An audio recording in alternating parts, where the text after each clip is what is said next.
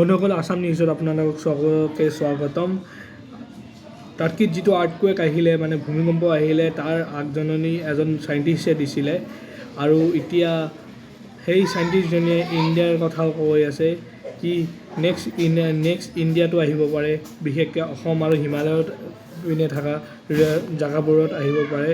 বহুত ডাঙৰ ভূমিকম্প তো ইয়াক লৈ কিনে বহুতো ভিডিঅ' বৰ্তমান ইণ্টাৰনেটত চলি আছে তো এইজনে ডাচ সাইণ্টিষ্ট যোনে এই প্ৰিডিক্টটো কৰিছে আৰু এই আৰ্টিকেলখনত লিখা আছে কথাবোৰ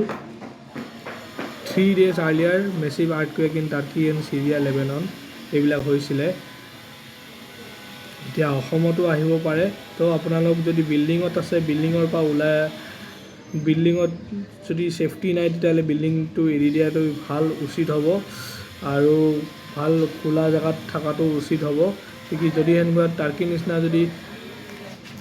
আৰ্থকুৱেক আহি যায় তেতিয়াহ'লে সকলোৰে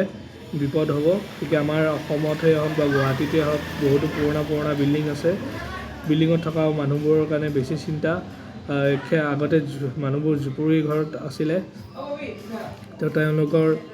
ইমান এটা চিন্তা নাছিলে কিন্তু ইয়াতে ডাঙৰ ইউটিউব চেনেলবিলাকেও ক'বলৈ আৰম্ভ কৰি দিছে তো বন্ধুসকল আপোনালোকে সজাগ হ'ব ধন্যবাদ